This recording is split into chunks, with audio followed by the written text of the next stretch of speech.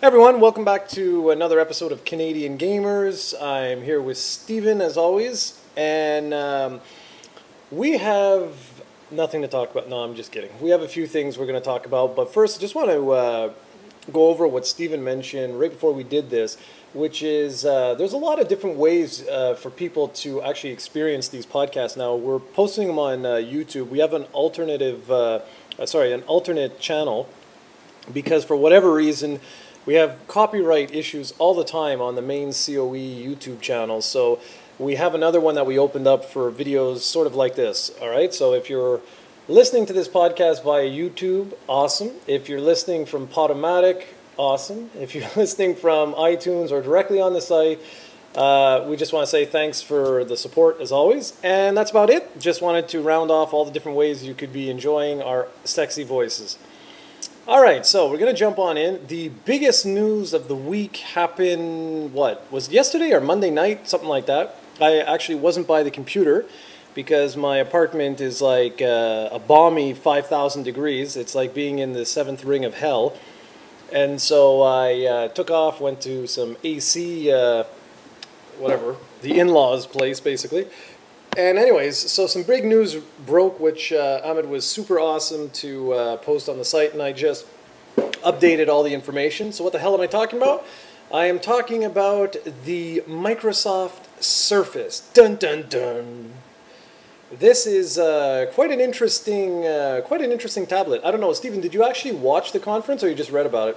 I just read about it. That's all.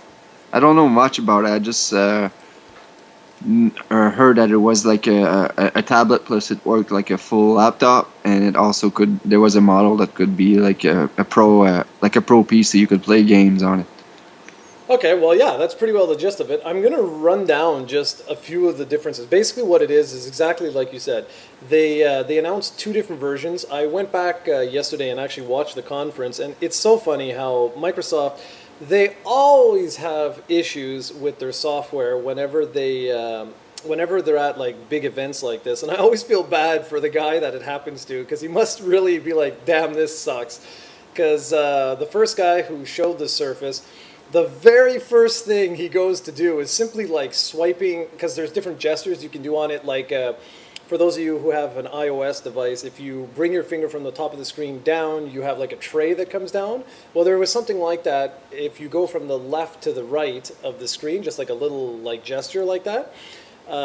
With the Surface, you bring up like I don't know if it's another page because they didn't really show, or if it's the same sort of thing like a little tray pops down, but whatever. The guy couldn't get it to work. He's like going and going and going. Then he's like, "Oh, excuse me," as he like runs down, grabs another unit, and comes back out. I found that so awkward because the poor guy is like, it always happens to Microsoft, like every single time they're showing a Windows thing. But anyways, besides that funny little awkward moment, the rest was really, really badass, if I might say so myself. So what is the Surface? The Surface is essentially a tablet. So think of your iPad. It's the same idea. Difference being it's far more rectangular than the iPad. This is a true 16 by 9 layout. Okay, so it's rather thin and very long. So think of it like I don't know how you would say this, but it's basically a rectangle. The really interesting feature with it is that I don't think it's going to come with this so-called keyboard case. I think you're going to be able to buy this separately, but what's really neat with it is that there's two keyboards available, and they're thin. I mean, they're like insanely thin. One is a touch keyboard, just like as you would touch on the screen, okay? But it's built right into the case itself, and it's only 3 millimeters thick. That's pretty amazing.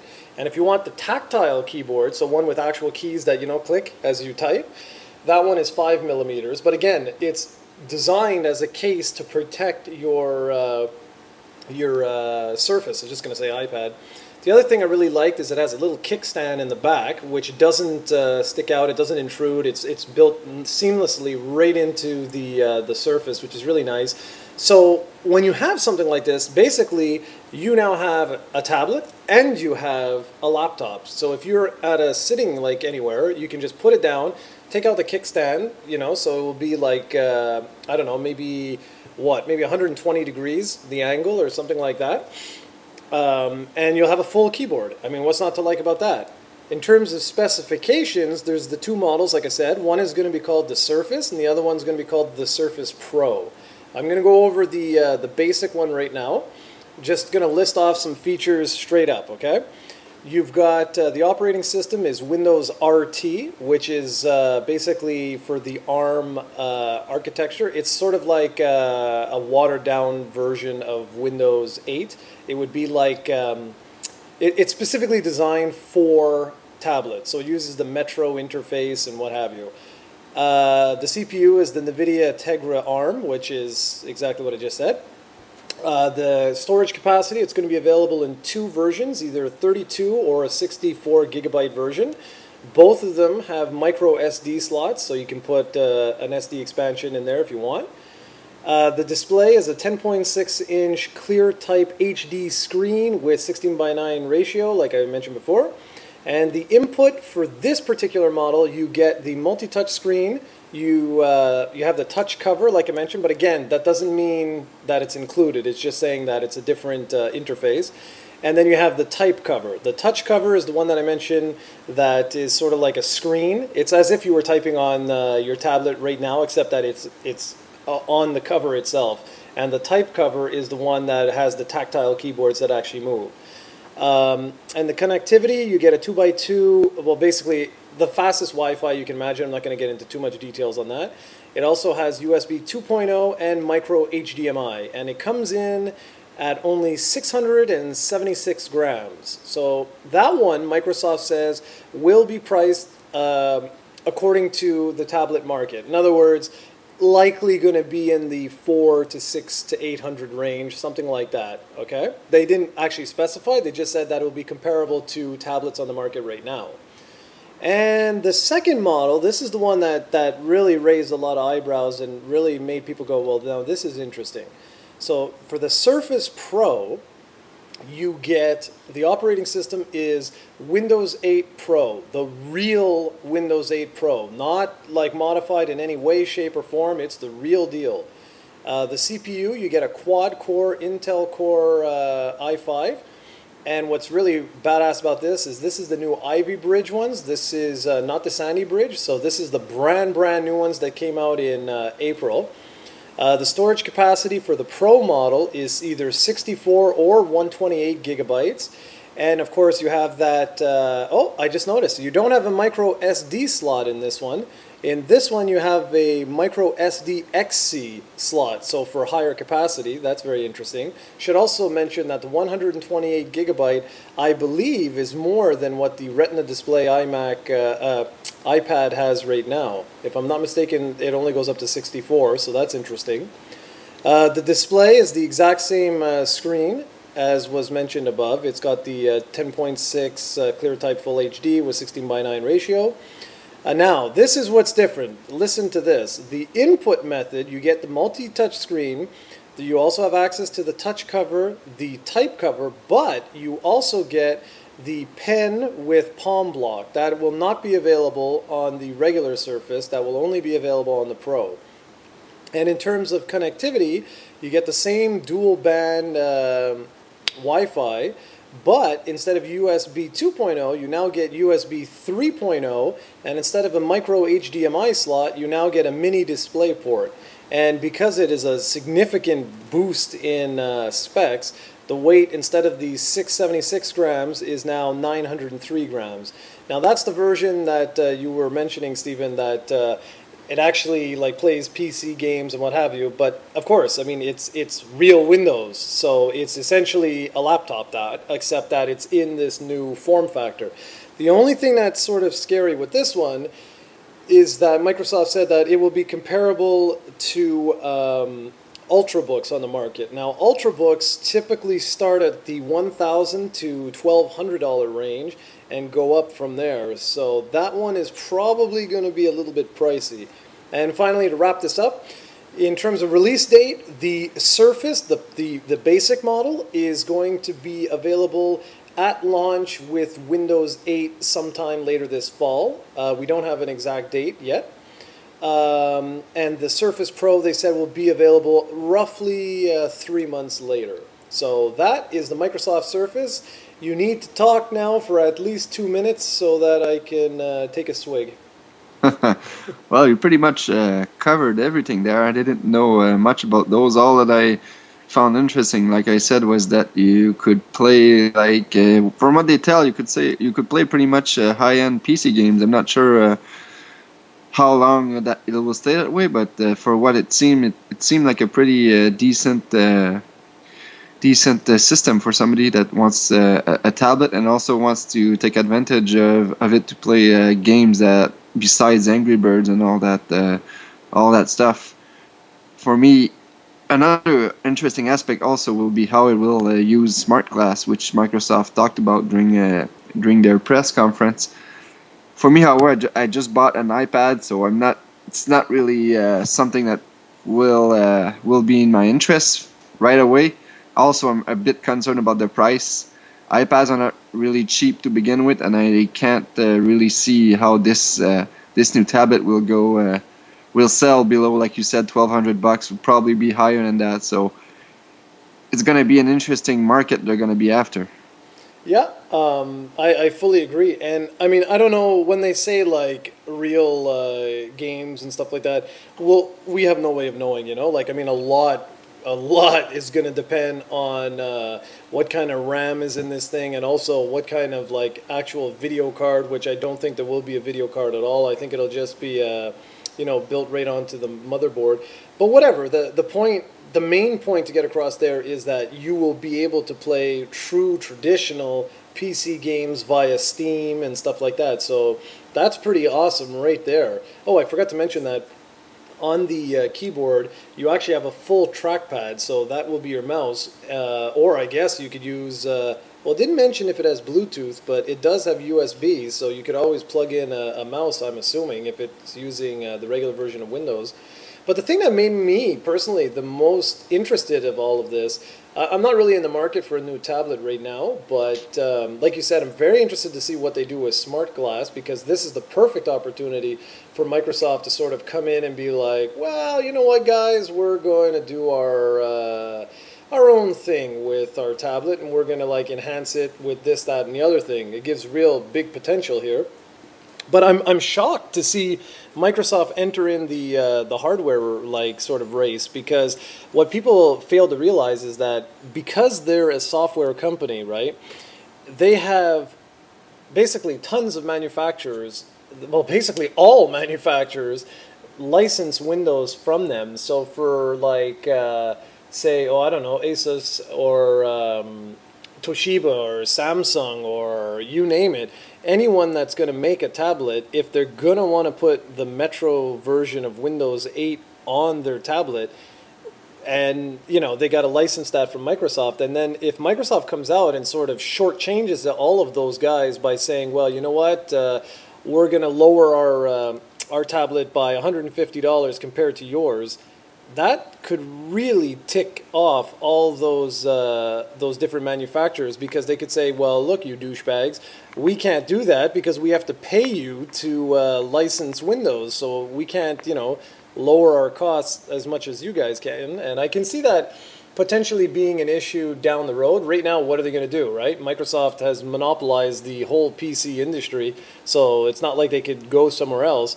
But I will say that depending on what happens in the next few years with this interesting product, you might see some ramifications of this later on when Google finally gets their act together with their Chrome operating system that is supposed to work like cross-platform on any device. So I think this story is far from over, and I think this is going to be really interesting moving forward. See what happens. Yeah, yeah, for sure. You just went ahead and talked about a lot of techno babble, so I'm just gonna let you continue with the discussion. That's awesome. That's really great. Okay, I'm just loading up the next little piece of information. Okay, before I switch over to Steven to give his big, amazing news that he has, I just want to just run down a few things that happened this morning, or yesterday actually. Anyways, Okami, which was, or Okami, I never know how to pronounce it, which was that really unique wolf game that came out. It played like Zelda, and it had this like brush technique thing that you could do on the PlayStation 2. Basically, it was an action adventure game or an action RPG, depending on how you look at it. That was released late in the life of the PlayStation 2, and sadly, it was really critically acclaimed. And everyone who played it, in terms of fans and things like that, seemed to love it, but it just never sold well at all. And eventually it was ported over to the Wii, which made sense considering the whole brush gameplay mechanic. It fit perfectly with the Wii remote. And now it's going to be coming out later this fall. It's exclusive to the PlayStation 3. It's going to be released via the PlayStation Network for $20. It's going to be fully remastered in HD, support 16:9 HD TVs, and it's going to support the Move controller, or you can play it with the standard DualShock 3 if you so prefer. We've got a site. We've got a trailer up on the site. If you're interested in checking it out, go there. It looks pretty nice. And finally, the last little bit of information I have, last little ramblings or rumblings or whatever, is the fact that if you're a huge fan of Saints Row, prepare to be sad and happy simultaneously. Because new boss, Jason Rubin, he basically was looking at the new DLC, well, I guess you could call it an expansion for Saints Row 3. It was called Enter the Dominatrix. And when he saw like how far the developers, Volition, I think they're called, was willing to take the series, he sort of sat down with them and said, okay, look guys, our financials are in the toilet. We need another Saints Row, because Saints Row is essentially the only thing keeping THQ afloat these days.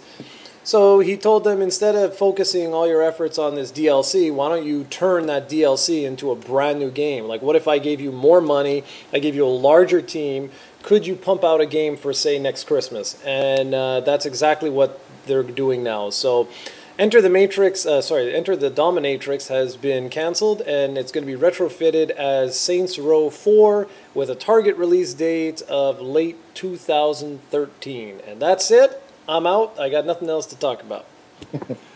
Awesome. Well, I guess the bit of news I can talk about is they just released some info on Call of Duty Black Ops Declassified for the PlayStation Vita, and what we found out is pretty interesting. Actually, it's not going to be like a traditional Call of Duty in the sense that you're going to have a campaign, but it's going to be more like Unit 13, the game you reviewed, where it's going to be basically Spec Ops missions, like just little missions that you can do either by yourself or with friends and all that jazz. Plus it's going to have, of course, a multiplayer mode, though not much is known yet on that one. I'm pretty hopeful that it's going to be pretty close to the console experience.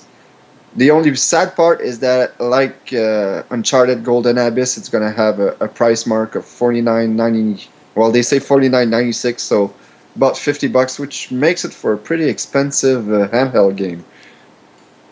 Yeah, that's a little yowzer. That's a little pricey. Unit 13 though wasn't bad. It just suffered from a few things here, there, and everywhere. If Activision's smart and they decide to go that route, which is what you said they just announced, hopefully that online multiplayer is like built in from the ground up, which I'm assuming, and I hope it's not just like Well, you said that it was multiplayer in.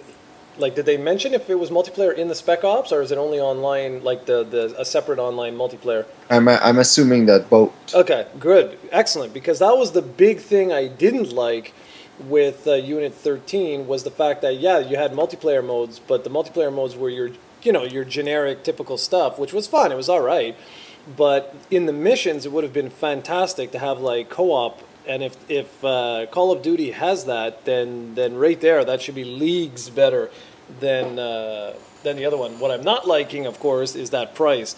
That's kind of ouch. And $50 for a portable game. I don't know. I mean, if anything, look at what's happening in the industry right now. The prices of portable stuff is going down, down, down, down. So I'm not so sure about that price. Yeah. It's really a hard sell when you basically charge $60 for Call of Duty Black Ops 2, and then for $50 you get I call it the watered down version. It's not going to be it's going to be a totally different game. It's probably going to be an awesome portable game, but when you charge $50 for it, you're not expecting an awesome. You're expecting like the greatest game ever. Yeah, well, exactly. I mean, to give Because people, Uncharted, there was the same problem with Uncharted, which was a fantastic portable game, but for $50, yeah, no, it's exactly. No, it's a bit of an issue. But like even Resident Evil Revelations originally was supposed to be $50. hmm So, but I think like this won't last long because they're gonna see that for the portable market, charging ridiculous prices like that are not gonna be something you're gonna get away with.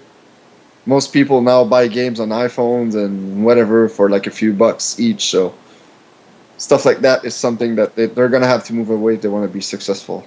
For sure. And sorry, I didn't mean to cut you off there. What I was trying to, what I just wanted to say was basically it's the equivalent of them saying, okay, Call of Duty Black Ops 2 is now going to be $70 on the PS3 and the Xbox 360. You know, like you're expecting, well, then that's better not be just a good game. That better just be like, the best thing of all time. So you're absolutely right. That's exactly it. And you're right. That is ultimately what hurt Uncharted, because Uncharted was a great way to showcase the PS Vita's features and whatever. It wasn't the best one there, but they did a really good job. But it's the price. Like, yeah, that's really rough. Yeah, yeah, and I think the other Vita news we can talk about is the sales in Japan. As you said, that they got a pretty big boost this week thanks to Persona 4. Yeah, they. Well, I don't have it. I closed the damn thing. But if I think it basically what happened is the system still hasn't reached 3DS levels. But last week it was something like 13,000 units the system had moved, and this week it went almost up to 35,000. It was 35,000, basically 500. So that's pretty impressive. The That is almost 3DS. three Sorry? times last week's sales. Yeah, exactly. And that proves what everyone has always said. You kind of need software in order to move hardware. And, like, you know, it's the first new game that's appealed to the market, at least in Japan, for quite some time now, because Persona 4, it debuted at 137,000 units were sold last week. Hmm. So that's good. We'll see what happens. Meanwhile, the 3DS is still like kicking ass and taking names because that week it sold about 62,000 units. Yeah. Oh well. Yeah, well, whatever. That's it. All right. So what about your your other news? Well, I don't really have any other news. I just wanted to start a little feature here that I probably like all features that I start will only have like a one part and never a prequel. But I just want to talk about again about comic books. I just wanted to talk about origins of certain characters that were far different back then than they are right now. And the specific character I want to talk about today is the Incredible Hulk. Most people know him. He's a character that's very popular. You don't have to be a comic book fan to know who he is, and everybody always think of the Hulk as that big green guy that Bruce Banner turns into when he gets mad and stuff like that. He's pretty much invisible, runs very fast, is strong, and whatnot. And it's quite funny because I recently purchased the original Incredible Hulk run, which you're right is only 6 issues. And it's not like that at all when he started. I'm quite curious to see when it changed and all that. But right now, the Hulk, when it starts, like the origin is the same. He gets hit by a gamma rays and whatnot. But what's funny is how his powers works. Now, back in the day, he actually turned into the Hulk at night and reversed into Bruce Banner at day. No matter what, it didn't matter if he was angry or not. Automatically, as soon as the darkness hits, he turned into the Hulk. And when the daylight came back, he turned back into Bruce Banner. And I think that's pretty funny is that the Hulk is actually evil and Bruce Banner is like, it's kind of like the classic Dr. Jekyll and Hyde story that they're having. And Stan Lee admitted that was his biggest inspiration for that character. But when Bruce Banner's Hulk, he actually wants to destroy humans and whatnot because humans fear him and stuff. So it's a pretty interesting twist. The now classic Hulk actually just wants to be left alone. He never tries to deliberately hurt humans and stuff like that. But in this case, it's quite the contrary. And yeah, that's what I wanted to talk about. I found it pretty strange that the Hulk is not actually at all the same Hulk we have today. Another funny thing is that this one almost seems to fly too, because we all know that Superman back in the day didn't fly. He just leaped very high, and this is the same premise with the Hulk in this one. They write it like that, but the way it's drawn, it's completely different. They say that he's leaping, but when they draw it after, you can see that he can change direction in the air, and he also has his arms like the classic Christopher Reeve thingy, where he's flying, and he can also move around, and you see it pretty clearly that that's not how leaping works. So it's almost confusing at times whether he actually flies or if he's leaping. So that's just what I wanted to talk about. I have a few others. I know that when I first read the original Spider-Man stories back in the day, I'm gonna go back to very soon, and I found it very strange because he doesn't have the same powers at all as he does today. So it's just a little thing I want to talk about that I think some people might find interesting. Well, if you really want to like blow your minds for who's listening here, go and check out the George Reeves 1950s Superman serials. By that I'm talking about the TV show. You can find it pretty well anywhere, and you're gonna be blown away. You will be like, "What the hell?"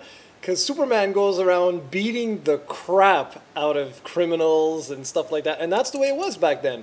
Like if he needed information, he would like tie the person to a chair and beat them till they were almost dead. Till he would get the information he wanted. He wasn't this like poster child of truth, justice, and the American way.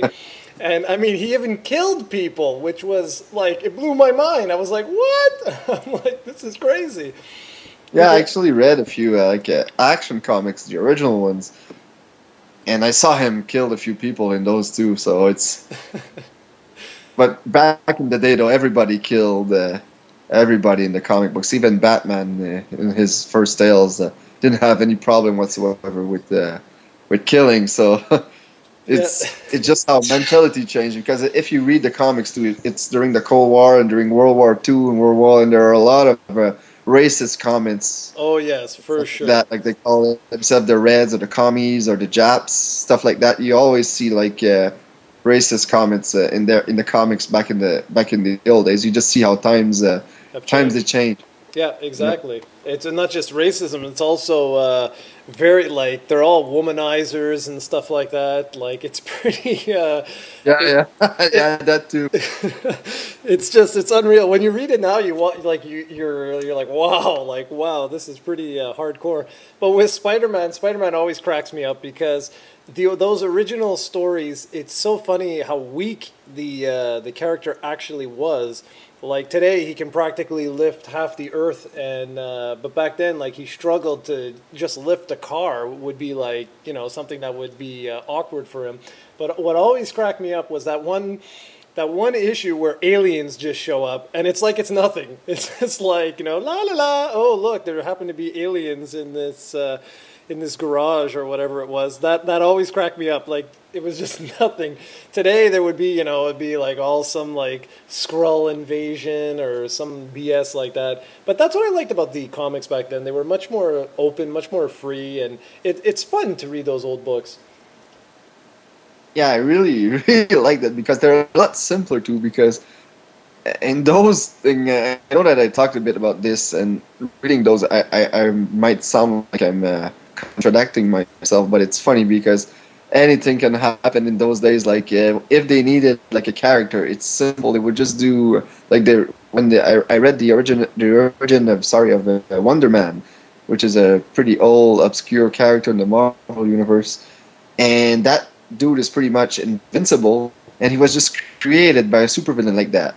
Like if these dudes can create like supervillains like this easily, like why don't they do it like every single second and have an invisible army? But it's just so funny. And also Stanley, I love the guy. He's created a lot of characters, but a lot of his explanations and his writing is pretty much goofy. He seemed to think that you can do anything with magnetism, like really everything in his books have something to do with magnets. He basically does anything with that. You'd be surprised at what you can do with a magnet. Yes, exactly. It's pretty amazing. And that's the perfect way to end this off. We can just say, there you go. It's amazing what you can do with magnets. Unless you want to chime in with anything else. No, Perfect. So there you go, folks. The moral of the story is that magnets can save your life or make you a superhero. indeed. All right, guys. Thanks for joining us as always. And like I said, no matter where you're watching us from, leave a comment. We always like to hear what you have to say about our stupidity. And that's about it. And go check out the new video I posted on YouTube. It's up at the site. It's just basically my Wii collection with a little surprise at the end. So thanks, and we'll be back very soon. Ciao.